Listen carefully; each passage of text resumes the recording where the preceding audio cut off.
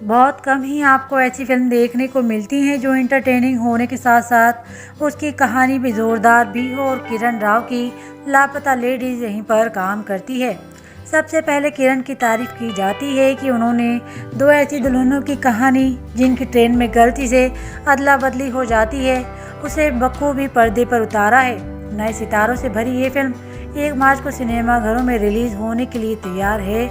इस फिल्म के एक्टर्स की बात करें तो नितांशी गोयल, प्रतिभा रांटा और स्पर्श श्रीवास्तव के साथ रवि किशन इस फिल्म में नजर आने वाले हैं। ऐसे समय में अब बिना कहानी और लॉजिक वाली फिल्में टॉप की जगह ले रही हैं। लापता लेडीज आपको एक उम्मीद देती है कि अच्छा सिनेमा आज भी मौजूद है। कई कारणों से लापता लेडीज जैसी फिल्म समय की मांग है और पूरी टीम को उनके इस ईमानदार प्रयास के लिए बहुत बहुत बधाई। ये फिल्म मध्य प्रदेश में फिल्माई गई और इसकी कहानी साल 2001 के काल्पनिक शहर निर्मल प्रदेश की है। ये फिल्म 2 नई दुल्हनों फूल और जया के बारे में है जो शादी के बाद ट्रेन में अपनी पहली जर्नी में ही अदल बदल जाती हैं। लापता लेडीज़ को देखना एक आनंद की अनुभूति जैसा है। ये फिल्म फेमिनिज्म, वुमेन एम्पावरमेंट, दहेज और लड़कियों की शिक्षा जैसे अहम मुद्दों को छूती है। VFX, high voltage action scenes और स्क्रीन पर औरतों के प्रति हीन भावना के समय में लापता लेडीज एक राहत देने वाली फिल्म है और ये प्यार की एक ताज़ा कहानी है। इस फिल्म को फैमिली इंटरटेनिंग फिल्म भी कहा जा सकता है जिसे आप बिना किसी संकोच बड़े पर्दे पर अपने परिवार के साथ देख सकते हैं।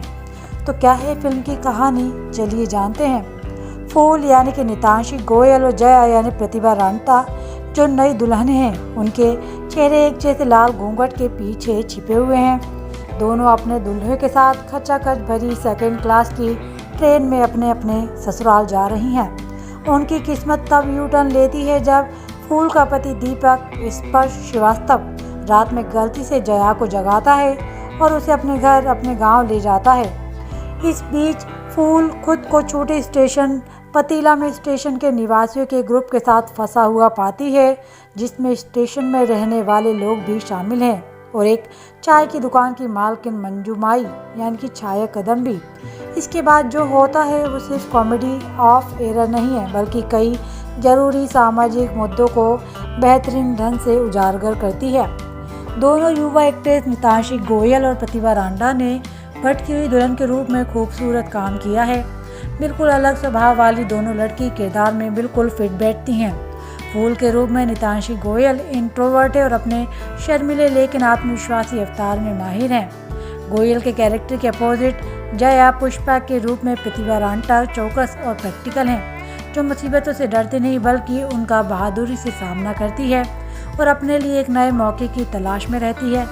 दीपक के रूप में स्पर्श श्रीवास्तव की एक्टिंग बेहतरीन है जो मेल डोमिनेटिंग सोसाइटी से आते हैं लेकिन मेल डोमिनेशन के खिलाफ खड़े होने में ज़रा भी नहीं शर्माते। ज़रूरत पड़ने पर वो अपना इमोशनल रूप भी दिखाते हैं। जान ताड़ा के लिए जाने वाले स्पर्श अपने किरदार में बहुत कुछ करते हैं। हालांकि रवि किशन जो पुलिस वाले श्याम मनोहर का रोल कर रहे हैं उन्होंने सारी लाइमलाइट अपनी ओर बटोर ली है। किशन को स्क्रीन पर एक भ्रष्ट पुलिस अधिकारी के रूप में देखना दिलचस्प है। उनकी आंखें शैतानी और मुंह तंबाकू से भरा हुआ और वो किसी भी हाल में मामले का तह तक जाना चाहता है। तब भी वो स्क्रीन पर आएंगे तो आप हंसने पर मजबूर हो जाएंगे। फिल्म के दूसरे कैरेक्टर्स भी उम्मीदों पर खरे उतरते हैं। तो इसके डायरेक्शन की बात कर लेते हैं।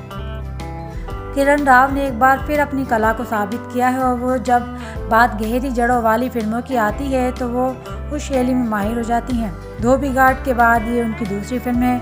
हमें किरण का और काम देखने की ज़रूरत है। उनका रिसर्च बेहतरीन है और सब्जेक्ट पर उनकी पकड़ भी मजबूत है। एक भी पस ऐसा नहीं जो आपको बोरियत दे और इसका पूरा श्रेय किरण राव को जाता है। वो 3 न्यू कमर में से बेहतरीन निकाल कर आपके सामने पेश कर रही हैं। रवि किशन जैसे सुपरस्टार को एक नया रूप भी दे रही हैं। ये नहीं भूलना चाहिए कि रवि किशन ने अपने सभी हाल के इंटरव्यूज़ में लापता लेडीज़ को बॉलीवुड में अपना लॉन्च पैड कहा है और अब हम इसका कारण भी जानते हैं।